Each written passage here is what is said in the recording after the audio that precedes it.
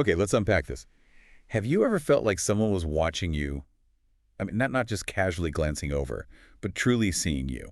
Maybe even in ways you didn't really want them to. Oh, definitely. Or maybe the other way around. Yeah, like have you ever found yourself observing someone from a distance? Maybe. Maybe a little too closely. Convinced you understood them better than anyone else, even if they had no idea you were even looking. Right, that feeling of knowing someone without really knowing them. Exactly. Today we're diving deep into a fascinating and incredibly complex world. One where the very act of seeing, and maybe even more importantly, being seen, becomes this powerful, often really unsettling force. Mm. We're talking about Paskim's psychological boys' love manhwa, Lost in the Cloud. And let me tell you, this isn't your typical lighthearted, fluffy story. No, not at all. It's a profound, sometimes unflinching exploration of trauma, control, and, well, the messy, arduous path towards genuine connection. It really shows us that sometimes the most challenging beginnings can lead to the most earned resolutions. Yeah, that's a great way to put it. Earned is the key word. Before we go any further, though, we need to give a crucial content advisory. For this deep dive, and obviously for the manhwa itself, Lost in the Cloud contains mentions and images of bullying, pretty severe homophobic harassment, non-consensual kissing or assault, stalking-adjacent behavior, which is a big theme, parental abuse, and manipulation. Yeah, these are really integral to the story's psychological depth, but we absolutely understand they can be difficult topics. Definitely. So we recommend this deep dive for listeners 18 or over. And if at any point you feel affected by these topics, it is totally okay to pause, take a break, or skip ahead. Right. Seriously.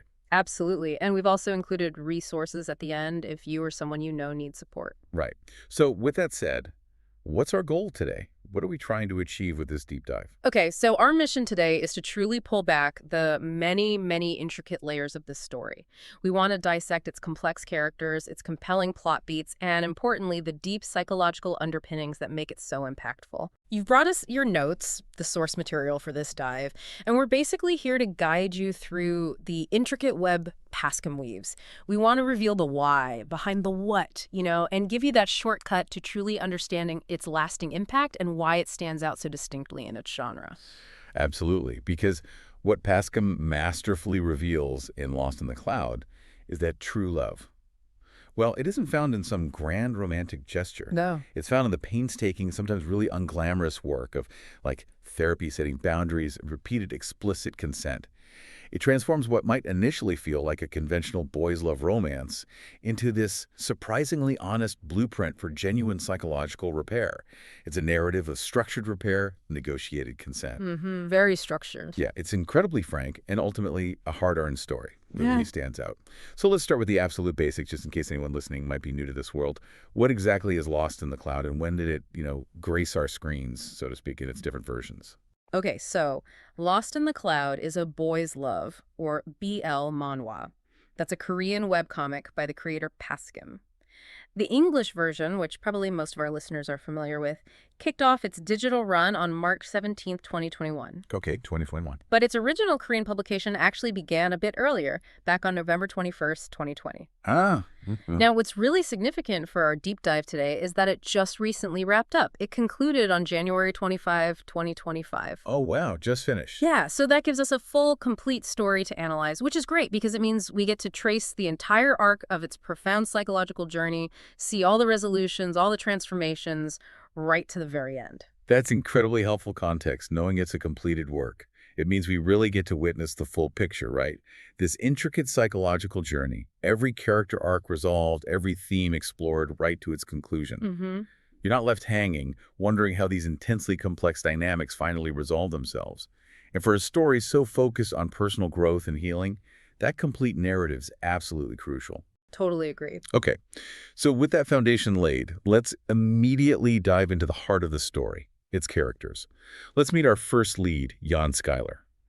What's the first impression we get of him? What truly makes him tick? Or perhaps, more accurately, freeze in the face of conflict? Right, Skylar.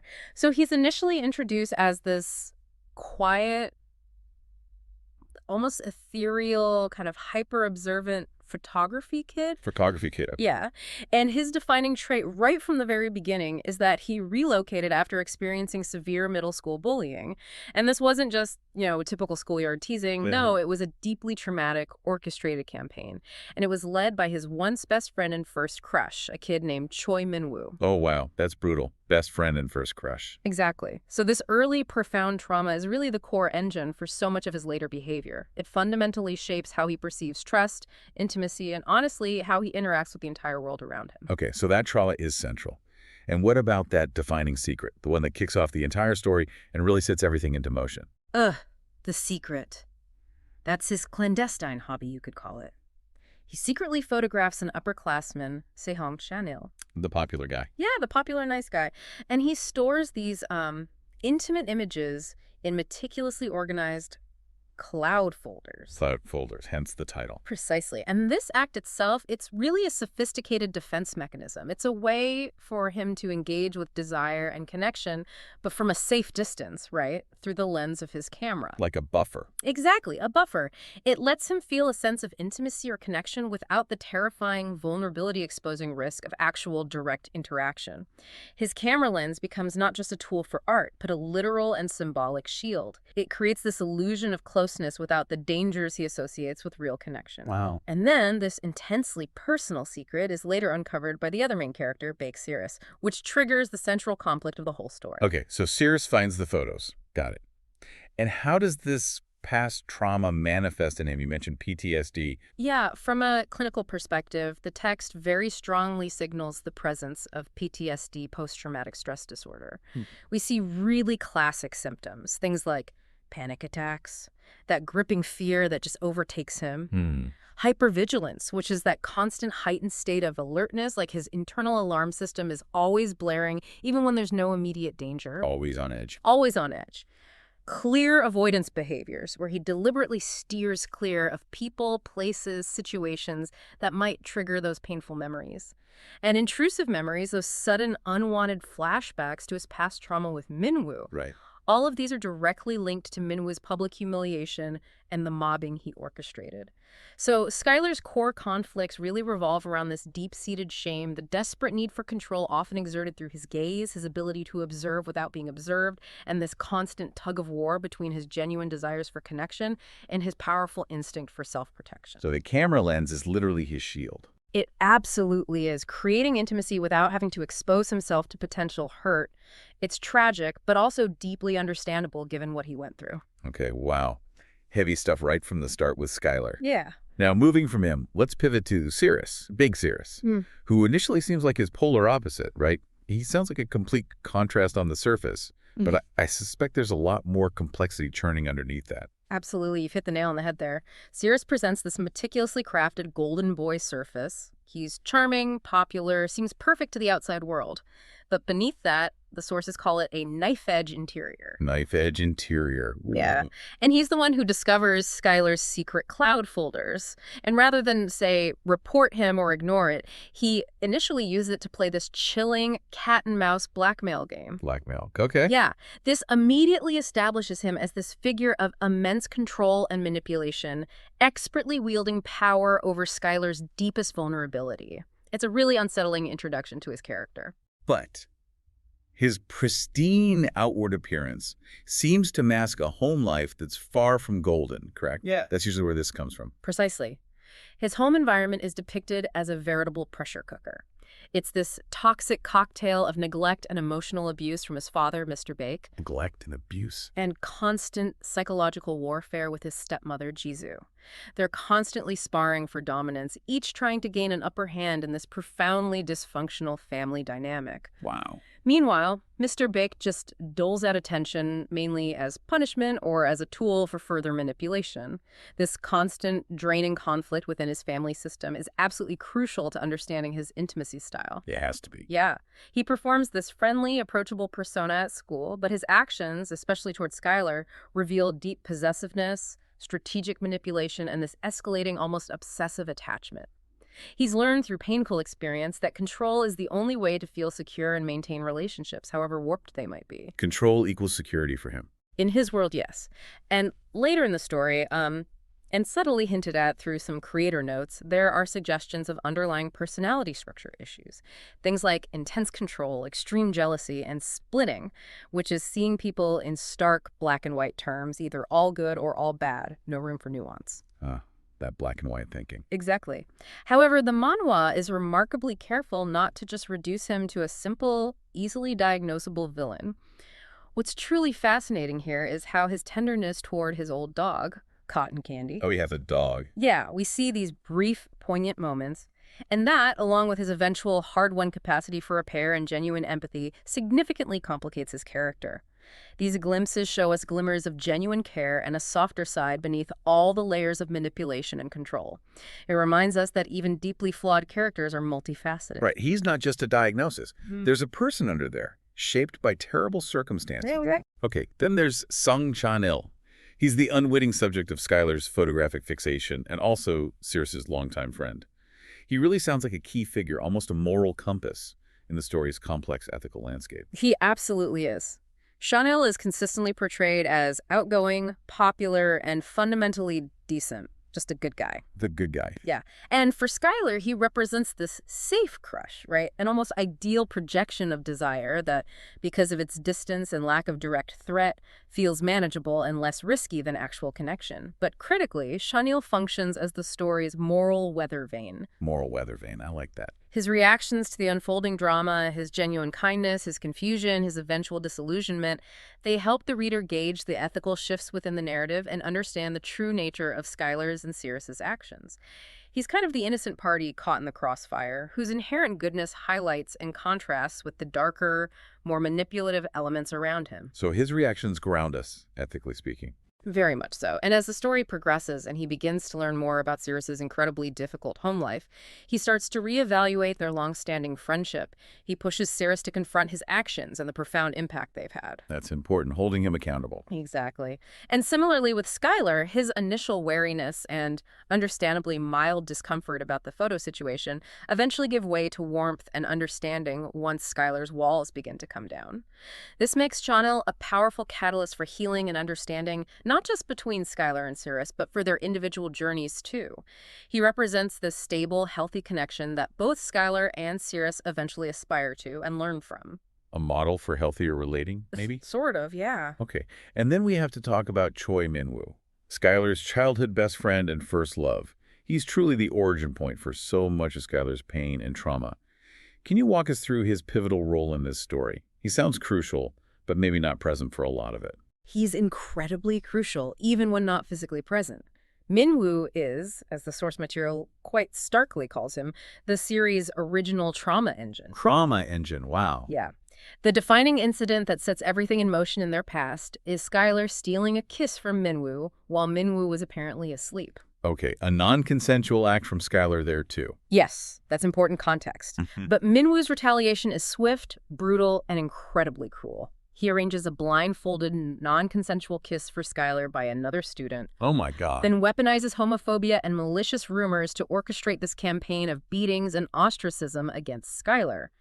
It effectively destroys Skylar's social life, his reputation, his sense of safety, everything. It's a truly horrifying act that permanently scars Skylar. That's just devastating, utterly devastating. But while he initially appears as purely evil, just a one-dimensional antagonist, later glimpses and revelations, especially in Skylar's flashbacks, frame Min-woo not as some mustache-twirling villain savoring his cruelty, but as blinkered and cowardly. He acted out of his own fear and insecurity, particularly around his own feelings or sexuality, rather than just pure malice. Ah, so his own issues fueling the cruelty. Exactly. Right. This crucial nuance prevents the story from having a simple villain and adds immense complexity to the nature of trauma, its perpetrators, and the difficult questions of accountability and healing. It suggests that people who inflict harm might also be driven by their own insecurities and fear, rather than just being purely evil. Adds a layer of tragic reality. Okay, that's a really important distinction. Adds depth. Now, every complex story needs a grounding presence, right? Someone who can offer a dose of reality amidst the intensity.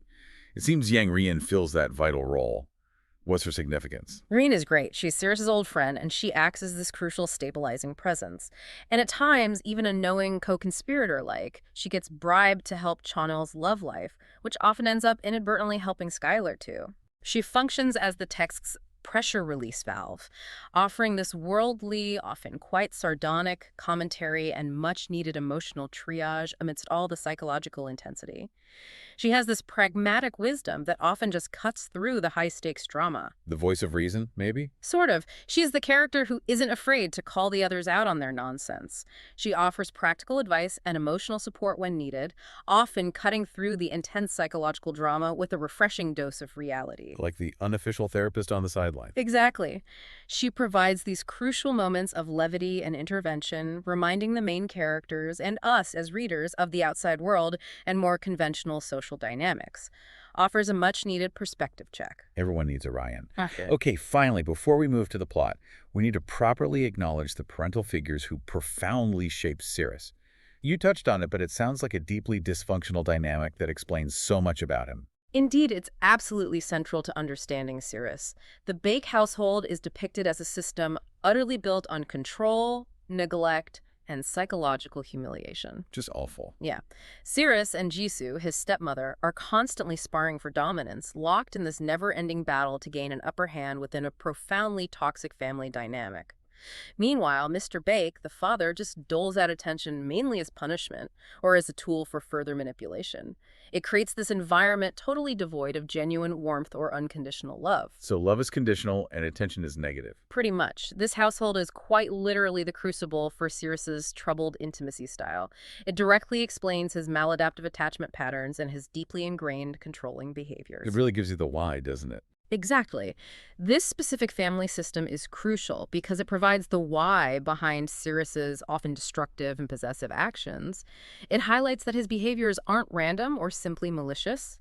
They are, in fact, a deeply ingrained survival mechanism learned in a hostile environment where love and attention were conditional on his ability to control and perform. Right. Understanding that doesn't excuse his actions. Not at all, and the story is clear about that. But it provides essential context for his journey toward repair, self-awareness, and ultimately maybe finding a healthier way of relating to people. Precisely. It makes his struggle and potential for change much more compelling. Okay. Whew. That's a lot of intense background on these characters. With them now clearly in our minds, let's connect the dots and explore how the story actually begins. What's the initial hook, that central metaphor that draws us into Lost in the Cloud? Right, the opening premise. It's beautifully and hauntingly encapsulated as the gaze as a cage. Skylar, still reeling from his past trauma, is nursing this safe crush on Chanel, and he's secretly stashing these clandestine photos of him in his cloud folder. The cage of his own making, almost. In a way, yeah. This act itself is this sophisticated form of controlled intimacy.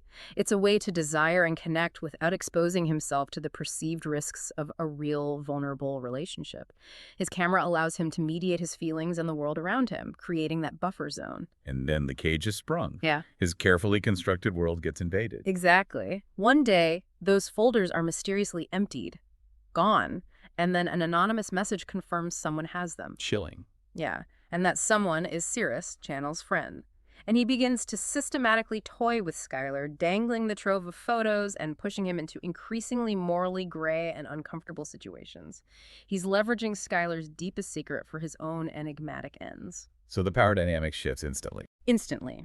This immediately establishes the Manhwa's primary motif. Surveillance not just as a tool of control, but as this twisted, deeply unsettling form of intimacy. It's profoundly disquieting because Cirrus isn't just watching, he's actively manipulating and invading Skylar's most private space. Okay, so that sets up Season 1, which really cranks up the tension, plunging us into this deeply unsettling dynamic. What kind of games are we talking about here? How do they impact Skylar? Well, Cirrus relentlessly escalates his harassment. He's cornering Skylar in hallways, forcing proximity in public spaces, constantly testing his boundaries. These actions are clearly designed to induce fear and anxiety, to keep Skylar constantly off balance. Psychological torture. It borders on that, but importantly, they're calibrated to stop just short of public catastrophe, keeping Skylar in this constant state of unease and psychological isolation. What's truly intriguing, though, is that Cirrus seems deeply fascinated by Skylar's desire for another boy. But also, crucially, by Skylar's unique ability to truly see people, both through his camera lens and past their public facades. He senses a kindred spirit and perception, someone who also observes and understands beneath the surface, much like himself. So it's not just about the photos, it's about Skylar himself, his way of seeing. It seems to be both, yeah, a complex fascination. And while this unsettling cat-and-mouse game is happening, we start to glimpse the cracks in Cirrus's perfect exterior, right? And Skylar's traumatic past starts to surface more, linking their present to their deeply painful histories. Precisely. As this twisted game continues, hints of Cirrus's tumultuous home life leak out. We learn about his rotating stepmothers, his father's emotional and physical abuse, the performative family harmony he has to maintain just to survive. Right. The context we discussed. Yeah. And in parallel, Skylar's traumatic past in Pohang with Minwoo is fully revealed. The stolen kiss, Minwoo's cruel public stunt, and the subsequent rumor-fueled violence and ostracism that ultimately forced Skylar to relocate. This combination of their histories explains Skylar's hyper-controlled aloofness and his compulsion to collect Chanel from a distance. He's essentially replaying old wounds with a safer target. Rewrite the past, almost. In a way, yes. So in these opening chapters, chapters 1 to 10, Skylar's obsession with Chanel is framed entirely through his photos. His camera lens is explicitly introduced as that shield motif, that physical and psychological barrier, allowing him to interact without full vulnerability, a way to put distance between himself and potential harm. That visual symbolism is key. It really is. And Paskim also uses powerful visual foreshadowing here. Remember Cirrus's eyes? They're depicted in close-ups, always colored more brightly, more intensely than anyone else's. Yeah, you mentioned that. This is a subtle but powerful visual hint that the one doing the looking Cirrus will, in a classic narrative turn, end up being looked at. Shifting the power dynamic and ultimately opening himself up to his own vulnerability, the observer becomes observed. Ah, okay. That's clever. So if we look at that initial dynamic, what's really happening psychologically, this harassment is bonding Cirrus, invades Skylar's space, threatens exposure, creates intense physical proximity. It's deeply unsettling. And Skylar's reaction, it's clearly a classic trauma response, isn't it? Avoidance, freezing. Absolutely. Skylar's default reactions are often avoidance, freezing, or redirection, never a direct confrontation. This reflects his learned helplessness from the past abuse with Minwoo, where direct confrontation only led to more pain. He's stuck in this pattern where asserting himself feels impossible or just too dangerous. You can't fight back directly. Not initially, no. Then, in chapters 11 to 18, the games definitely escalate. Cirrus orchestrates these elaborate setups where Skylar has no choice but to follow his lead. He forces an artificial closeness in public spaces, creating these highly controlled scenarios. Manufacturing intimacy, almost. Exactly. It's a calculated environment Cirrus creates where he dictates the terms of their interaction, always keeping Skylar on edge and under his thumb, asserting his dominance. It's intriguing how his manipulation evolves, though. Like you said, it's not just about raw power for him, is it? It feels more like this desperate attempt at attachment, a twisted form of control born from his own trauma. That's a really sharp observation, and I think it's spot on. Cirrus's manipulation isn't just about power, it's a profound display of what we could call control as attachment. The underlying unspoken message is clearly, if I keep you under my eye, if I control you, you won't leave me. Wow. It's a deeply insecure and desperate form of seeking connection, born directly from his own experiences of abandonment and neglect within his family. Control was his only perceived way to maintain any kind of relationship, however unhealthy. That makes his actions, well, not better, but more understandable in a tragic way. Precisely. And this is where we start to see those very deliberate cracks in Cirrus's carefully constructed facade. There are these momentary vulnerabilities his father calls, for instance, and he visibly stiffens, his expression changes, showing a flicker of fear or discomfort. The mask slips. Just for a second. Then he quickly puts on his golden boy mask again, resuming his composed persona. This is the crucial seed for his abuse context to be fully explored later. It shows the reader there's more to his behavior than just malice. There's a deep well of pain and a complex history influencing his every action. Okay, and then we reach chapters 19 to 26. This feels like the breaking point, where Cirrus pushes too far. Exactly. This is where Cirrus oversteps, pushes Skylar beyond his limits, and Skylar just explodes. With this surge of anger, he explicitly severs their dynamic. Yeah. It's a huge turning point, a peak moment in the narrative. It's Skylar's first real act of agency since his trauma, a powerful refusal to be a passive victim anymore. And Paskim cleverly frames it as scary for Cirrus, not just for Skylar. It shifts the emotional weight and shows us Cirrus's own vulnerability to potential loss, to being abandoned. So Skylar's standing up for himself, actually rattles Cirrus. Deeply. And Cirrus's shock and withdrawal here. Visually, it echoes Skylar's past with Minwoo, hinting that Skylar's unconsciously replaying that old wound. But this time, the outcome is different. Skylar chooses a different path, refuses to be passive, asserts his boundaries, and breaks the cycle of his trauma response. It's a moment of profound, empowering growth for him. Wow, okay, huge turning point. So after Skylar's breaking point, there's this crucial period of recalibration, right? Almost a narrative pause between seasons. What happens during this interim, particularly for Skylar's healing journey? This is where the narrative pivots dramatically and honestly quite courageously for the genre. Skylar actually begins therapy and medical check-ins explicitly for PTSD. Oh, they show that. That's amazing. Yeah, it's incredibly rare and powerful to portray it so directly in a manhwa. The story directly addresses his mental health journey, normalizing seeking professional help, and the narrative also reframes his channel fixation. He and we start to see it as a transference of his old Minwoo feelings onto a safer target. He has that realization. Yes, it's an aha moment for Skylar himself, gaining vital insight into his own coping mechanisms. And for us as readers, it provides a deeper psychological understanding of his actions. It's not just random obsession anymore. Okay. And while Skylar's beginning this difficult work, Yeah. what about Cirrus? Is he still lurking? Is the dynamic just gone? Well, during this period in chapters 27 to 34, which we could call the retreat phase, Chanel and Skylar start to drift toward a more normal, healthier friendship. Within their photography club, they build a connection rooted in shared interest and mutual respect, something Skylar sorely needed. Some normalcy? Exactly. Cirrus, meanwhile, stops his overt harassment. He hangs back, watching obsessively from a distance, but the nature of his gaze has subtly shifted. It's still intense, still possessive, but the active torment and blackmail have ceased. It indicates a nascent, if still maladaptive, change in his approach to Skylar. He's pulled back, but he's definitely still watching. So the obsession is still there, but the method changes. Precisely. And these chapters detail Skylar's initial tentative steps toward healing. The text explicitly mentions therapy and medication for PTSD, normalizing the process, showing the concrete steps he's taking. It's a very realistic portrayal. It's a process, not a sudden cure. Right. And this is where Skylar makes that crucial psychological realization you mentioned. Yeah. Chanel as a stand-in for Minwoo. It's the introduction of projection, isn't it? Yeah. Where old feelings get unconsciously redirected. Exactly. It's a textbook example of projection and displacement. He's transferring his unresolved feelings about Minwoo onto Chanel. It's like he's replaying an old, painful script with a new, less threatening actor, unconsciously trying to gain control over a past trauma by reenacting it in a safer context. This is a profound moment of self-awareness for Skylar, finally seeing the patterns in his own behavior. That understanding must be huge for him. It's foundational for his healing, and Chanel's consistent kindness and unwavering decency throughout this entire period, it's quietly setting up his later vital role as a mediator between Skylar and Cirrus. It proves his fundamental reliability. He's not just a plot device. He's a consistent source of genuine, untainted warmth in Skylar's life, a true friend that Skylar desperately needed at that point. Okay, so that brings us to season 2, attachment and isolation.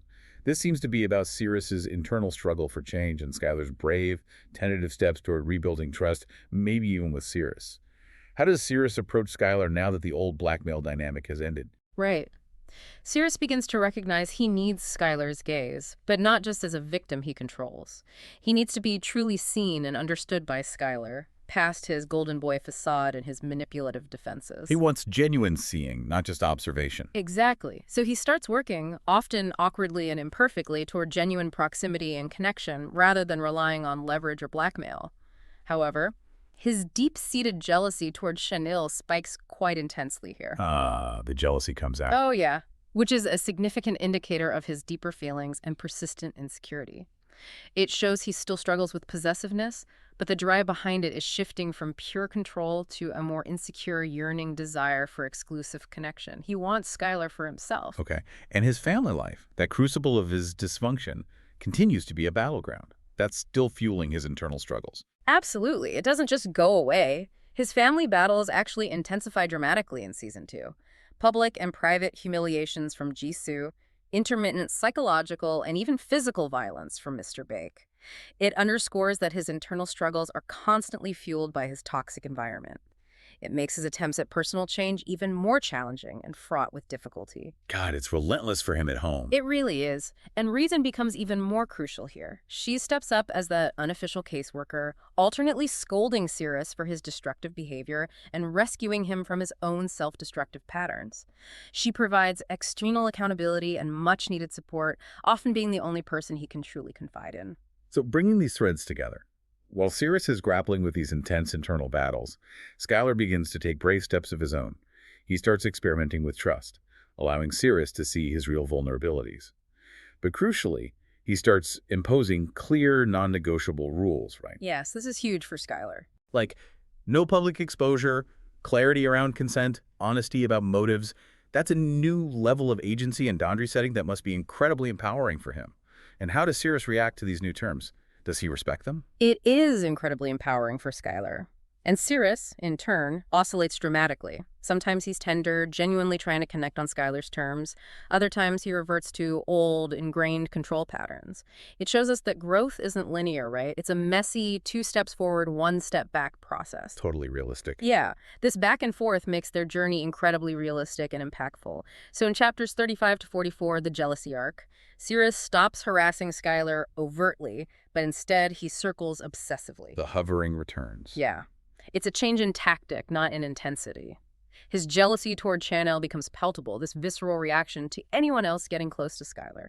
And his previous stalking behavior softens from overt threat into this constant hovering presence. He's still ever present in Skylar's periphery, but the method has shifted from active torment to anxious vigilance, driven by this deep fear of abandonment. So he's still in obsession mode, but it's softer now. Like you said before, it sounds like he wants Skylar, rather than solely wanting to control him. That's a subtle but really significant shift, isn't it? From predator to someone seeking connection, even if he's still doing it maladaptively. It is indeed a subtle but profoundly significant shift. He's moving from a place of fear-based dominance to a more desire-based, albeit insecure, yearning for a genuine bond.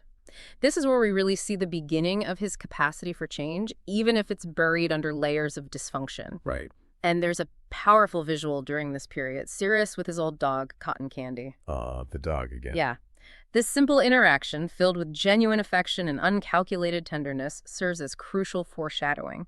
It reveals his hidden capacity for genuine care, a facet of his personality that rarely sees the light of day in his other relationships. It's a glimpse of the real, softer Cirrus underneath all the layers of defense, manipulation, and pain. A little bit of hope. Okay. Then we get to chapters 45 to 55, the boundary section. This feels like it's all about Skylar reclaiming his agency and setting the terms for any interaction, him taking back control. Indeed. Skylar starts allowing Cirrus in, but only with conditional trust. They experiment with explicit rules. No more photo blackmail, crystal clear clarity around consent, and Skylar openly voicing his limits and expectations. This is Skylar's journey from passive avoidance to assertive boundary setting. It's a crucial step in healing trauma and building a healthy sense of self. He's actively defining what a healthy interaction looks like for him, rather than letting others dictate it. That takes incredible courage after everything. It really does, and there's an escalation peak here where Cirrus tests these new rules. He comes close, really close to breaking them. But then, crucially, he chooses restraint. He stops himself. He stops himself. This is brand new behavior for him. A significant shift that foreshadows his capacity for change and genuine commitment. It demonstrates that he can prioritize Skylar's well-being and boundaries over his own ingrained need for control, even if it's difficult. It's a moment of profound hope, showing that his growth is real, even if incredibly hard won. Wow. Okay, that's a huge moment for Cirrus, too. Which brings us to Season 3. Reckoning, then Choice. The final stretch. This feels like the true reckoning, where all the chickens come home to roost. How does Minwoo's past harm finally get addressed fully? And how does Skylar confront it? Yeah, the past fully returns, brought right into the light. Minwoo's legacy of harm is finally aired completely. This allows Skylar to confront both the intense public humiliation he endured and, critically, his own morally questionable coping mechanisms, specifically the non-consensual photography of Chanel. So he has to own up to his part, too. Exactly. This is an important step toward mutual accountability. It's not just about what was done to Skylar, but also what Skylar did in response. Acknowledging his own ethical transgressions is a powerful and very mature narrative choice for Paskim to make. It avoids making him a pure victim. That adds complexity. Yeah. And how do the other characters react to these painful revelations? Does Chanel, in particular, reassess his friends? How does he handle learning everything? Absolutely. Chanel learns enough to reassess both boys, and the dynamics of their relationships completely shift. He becomes deeply disillusioned by Cirrus's past manipulative actions, understandably, but he also becomes incredibly protective of Skylar, understanding the depth of his trauma and the context for his actions, even the photos. So he sides more with Skylar. He definitely shows more protective instincts towards Skylar while holding Cirrus accountable. The manhwa firmly leans into mutual accountability here, making it clear that both protagonists have responsibilities. Cirrus must fundamentally stop treating love as possession, learning to value trust over control, and Skylar must retire his avoidance strategies and the safety of his camera lens, engaging directly with vulnerability and the messy reality of true connection. Both have to change fundamentally. Yes. So pulling this all together, what does this mean for their future? The final movement isn't some sugary absolution or a magical fix. No, happily ever after montage. Definitely not. It's a negotiated future. Yeah. A hard-won peace.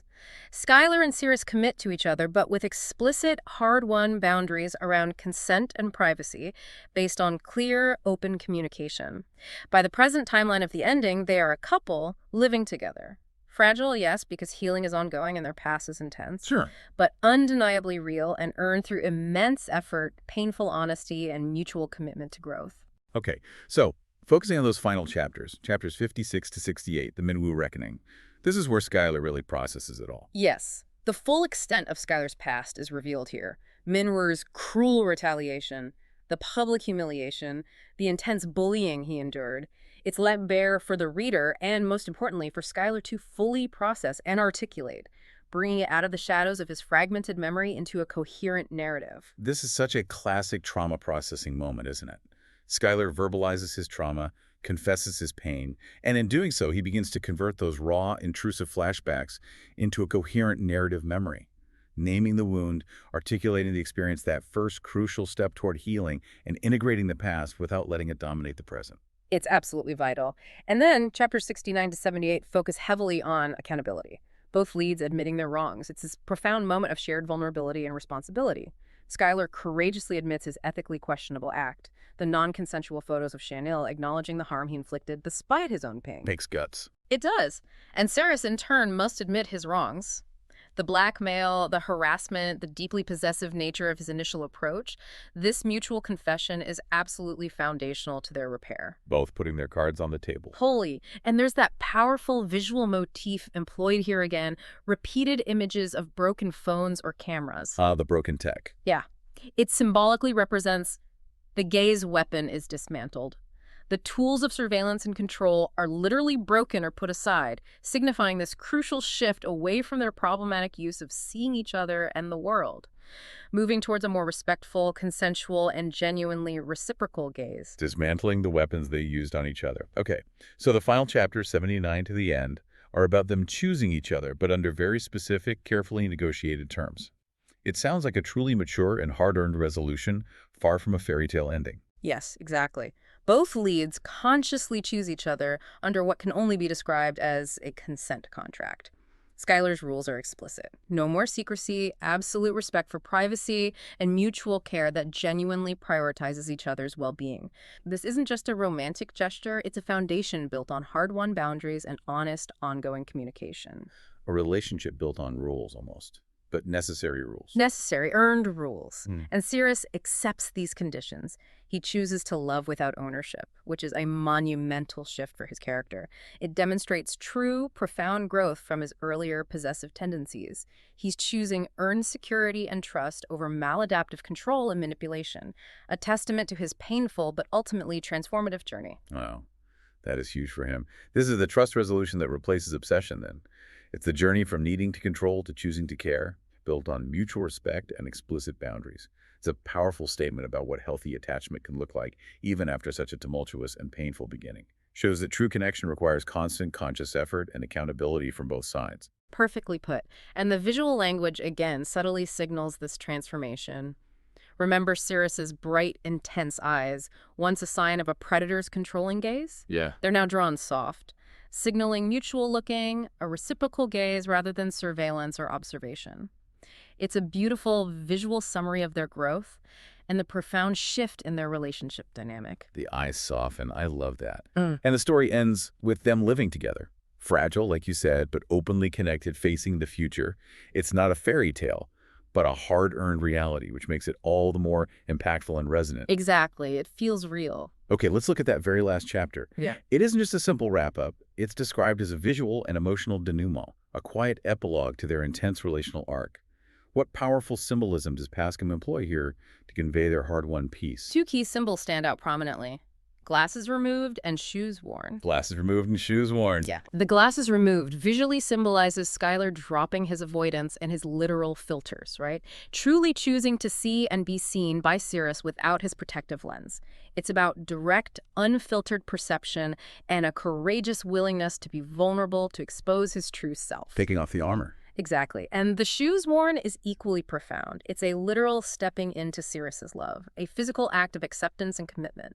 It signifies the integration of self into a shared future, moving forward with intent and a full commitment to their bond. This moment visually signals Skylar's transition from trauma stasis, being frozen by his past, to agency and embodied trust, a full embrace of their new reality and their journey forward together. Wow, those are powerful images. It sounds like the ending truly resonates with the idea that healing isn't about erasing the past, right? It's not about forgetting what happened, but about living beyond it, incorporating it into who you become without letting it define your future. Absolutely. The final sentiment of the manhwa is this powerful cheer to the hurt and growth that comes with trauma. It tells us almost directly that no matter what your past may have been, it shouldn't stop you from loving yourself and forging new connections. This echoes the core psychological thrust of the whole story. Acceptance isn't erasure of pain, it's choosing life beyond trauma, actively building a future despite the scars, and finding self-worth through that challenging, ongoing journey. So it's not a perfect happily ever after, that neatly tied bow we sometimes expect, but it's a deeply meaningful one. How does it convey that sense of earned, realistic closure? Well, the narrative emphasizes that growth, especially from trauma, is non-linear. Cirrus, for example, goes through this whole arc from initially wanting to make Skylar as miserable as himself, to completely losing himself in his own internal battles, then to self-isolating as he grapples with his actions. Right, that oscillation. Exactly. But Skylar is there to reassure him, offering the one thing Cirrus has yearned for throughout his life: a home, a secure attachment, a place where he truly belongs without having to manipulate or control. The ending shows Cirrus on better grounding, having made significant strides, but it's clear he hasn't arrived at some perfect state. He still has work to do, and that's the beauty of it. Till work continues. The work continues. The beauty is that this closure is earned, not magically bestowed. It acknowledges the ongoing work of healing and relationship building, making it deeply relatable and impactful for anyone who has experienced similar struggles. It's a testament to the idea that true intimacy isn't about perfection, but about commitment to growth, mutual support, and accepting each other's flaws as part of the whole. That feels incredibly resonant. Okay, let's zoom out now and look at the masterful psychological craft Paskim employs throughout Lost in the Cloud. The idea of the gaze as power is so central to everything, isn't it? It defines their initial dynamic completely. Yes, absolutely. It's foundational. Skylar's camera is initially that defensive ritual, a way to experience intimacy without risk, maintaining a safe, controlled distance from potential harm. But Cirrus dramatically flips this dynamic, weaponizing Skylar's own gaze against him by stealing his photos and using them for blackmail. Turning the shield into a weapon against him. Precisely. The early games are prime examples of gaslighting and strategic ambiguity. The reader, much like Skylar, is left constantly questioning: is Cirrus acting out of some perverse form of protection, genuine desire, or pure, calculated cruelty? That ambiguity is lost in the cloud's most unsettling psychological texture. It keeps you constantly on edge and deeply engaged, unable to easily categorize him or his motives. Right, you can't pin him down easily. And the way trauma manifests is also expertly handled, particularly with Skylar's fixation on Chanel. It's not a straightforward depiction, is it? It's quite nuanced. Not at all. Skylar's fixation on Chanel is a textbook example of displacement. He's essentially transferring his unresolved feelings about Minwoo onto Chanel, projecting all his hopes and fears onto this safer target.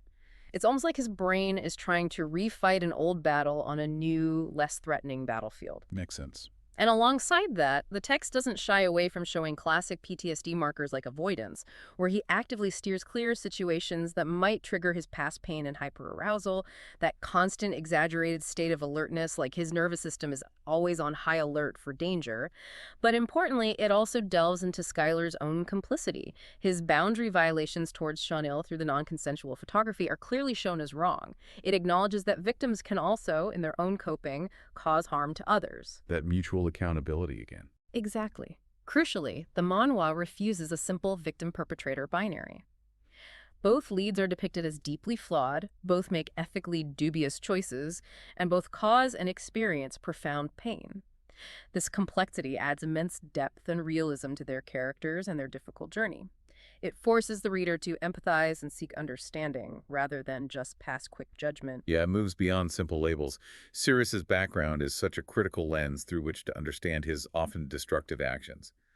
How does the story explore the concept of attachment under abuse, and how that specifically shaped him? Cirrus's family system is explicitly shown to breed control as a survival mechanism.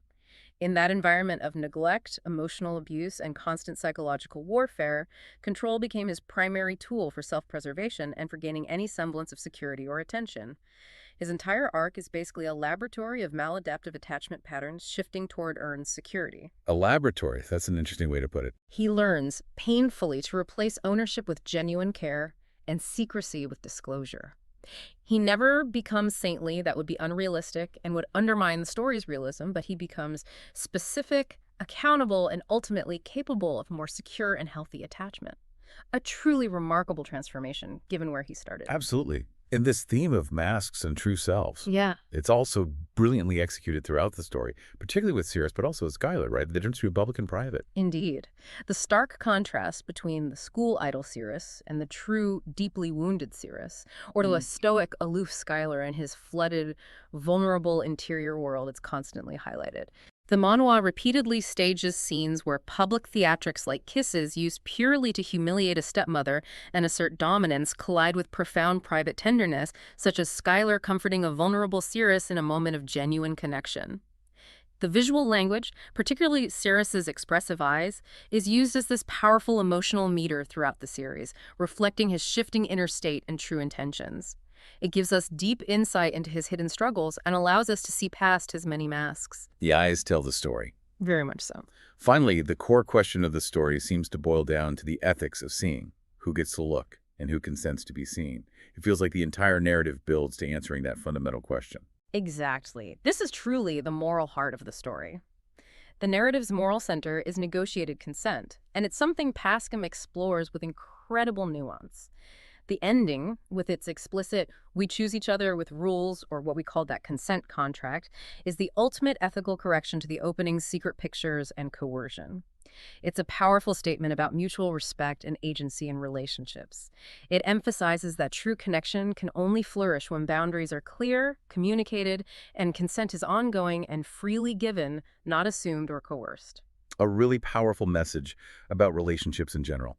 Okay, so after this incredibly insightful deep dive, what are the overarching strengths that make Lost in the Clouds such a compelling and unique read? What makes it truly stand out in its genre?